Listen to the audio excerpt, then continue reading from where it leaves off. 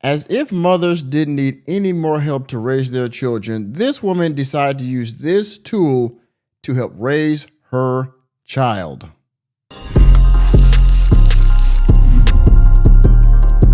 You know, in today's time, women make it seem like being a mother is so freaking hard, right? Like being a dad isn't also equally as tough, having to work and also come home and discipline a child and take care of the house chores because you know you don't want to do it by yourself anymore. So I could focus on my career. All right, try to have our own peace and pleasure because sometimes you don't want to give it to us. All right, it's hard enough as it is. But women, of course, because the fact that you had to push this child out of your vagina, you feel like you have it the worst when it comes to parenting. And there are things out there that women use, of course, the government, nannies, their grandparents or other friends to help raise them or take care of them or babysit them and things like that.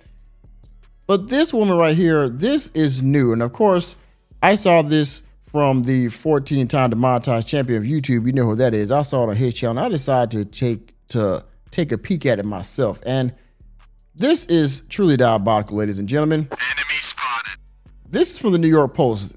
This article says, I co-parent with ChatGPT. I love turning off my brain and letting AI help raise my child. Yeah, you know what? I'm so stressed out. I need so much help. That I have my husband or my baby daddy. I have all these family members, all these government programs, all these people to assist me in raising the child. But you know what?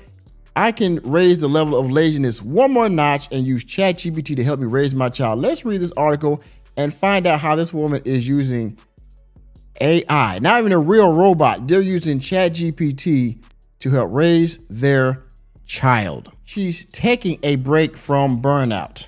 Oh, by the way, you see that play on words there? Shout out to American Eagle. Yeah. Even with an in-person partner. In-person partner. Enemy spotted. Lillian Schmidt was sick of shouldering the mental load of motherhood. So she trained ChatGPT to become a second mommy, tasking it to draft shopping lists, create meal plans, and plan birthdays and vacations to revolutionize bedtime. Where is it? Now, by the way, if you read that and picked up on that, she says even with an in-person partner. I believe this woman has a husband, I think.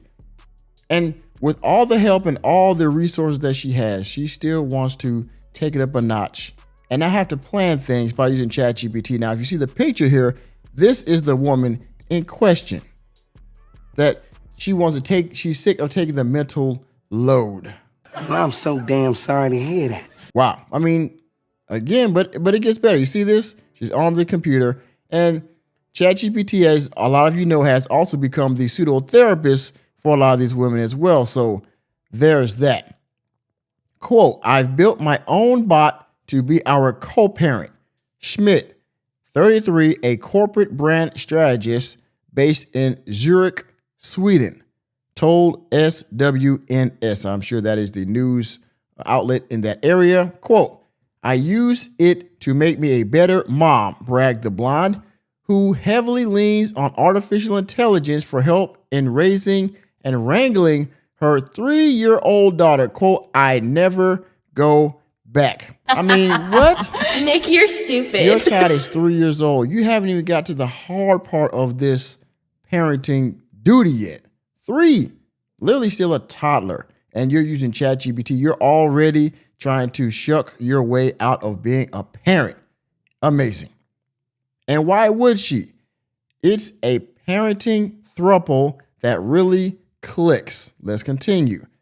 If you've made it this far in the video and you're still here, thank you again for your viewership. And if you haven't done so already, please hit the like button. And if you're new to the channel, hit the subscribe button and that notification bell. That way you can be notified whenever I go live or drop new content. Also, if you want to donate to the channel, please do so by hitting the Cash App $ Mr. Normie. And you can also go to my Ko-Fi page, ko-fi.com/workingmanmg.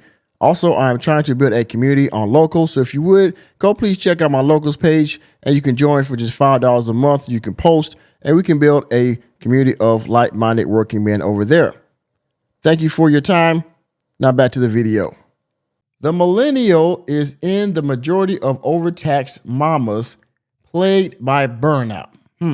It's the stress, anxiety, and fatigue of rearing tots that afflicts an eye-popping 57% of U.S. moms and dads per a recent study from Ohio State University. Over-fried folks like Schmidt are now turning to AI for parenting pointers, be it healthcare, how-tos, or bedtime storytelling. Experts have lauded large language models such as ChatGPT with making parenting quote-unquote easier, owing it to its ability to ideate and just be creative. Smith agrees.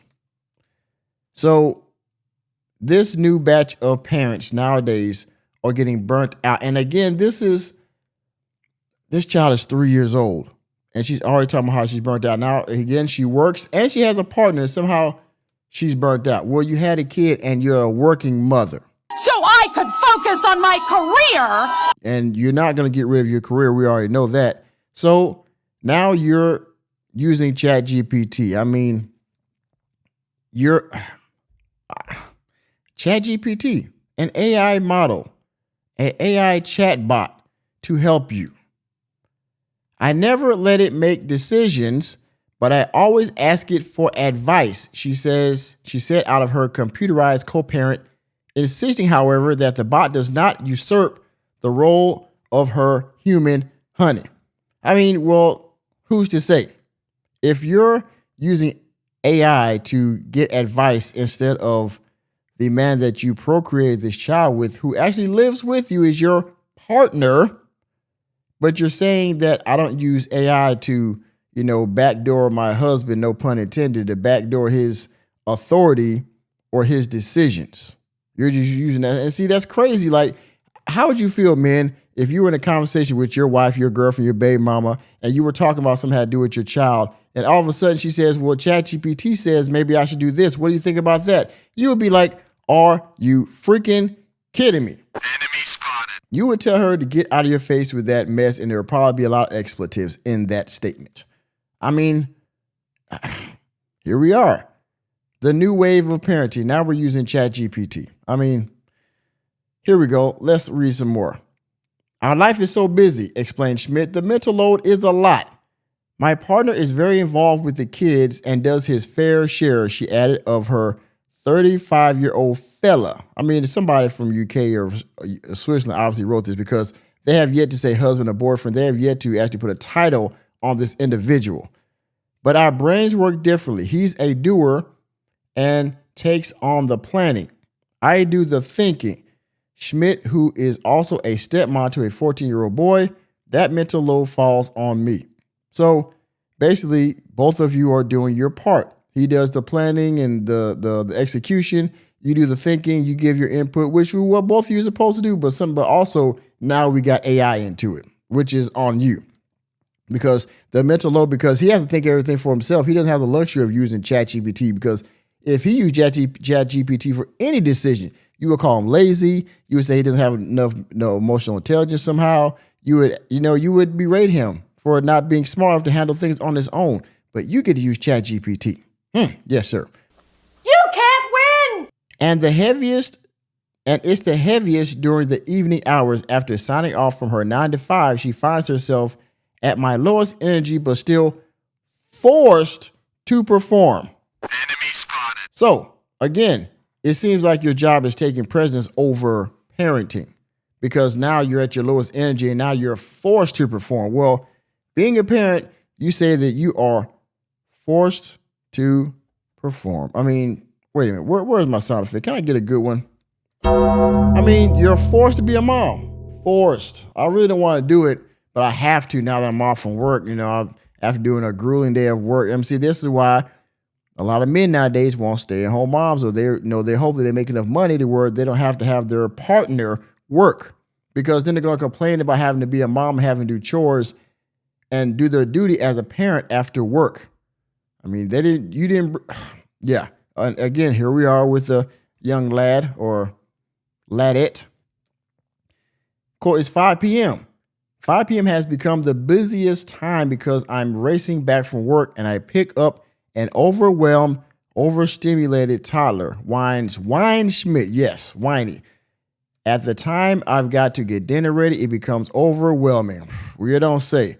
Before kids, I could sit on the sofa. Before kids, I could sit on the sofa and relax a little bit. Yes, after work, you used to be able to just chill after a long day's work because you didn't have any children, but you decided to have kids and be a working mom. And now, yes, you have to do both at the same time, just like he does. And I bet he's not complaining, but that's a broken record, right? The overworked woman began relying on ChatGPT for words of wisdom in February, but she wasn't totally satisfied with it pat answers and unimaginative tips. I thought it would be nice if it started thinking like me, Schmidt said.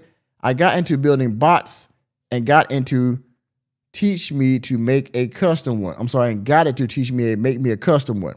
Now, with detailed prompts, the AI assistant spits out tailor-made support. Quote, I get it to act as an experienced toddler coach or a meal planner. I ask it to coach me through the process, Schmidt said.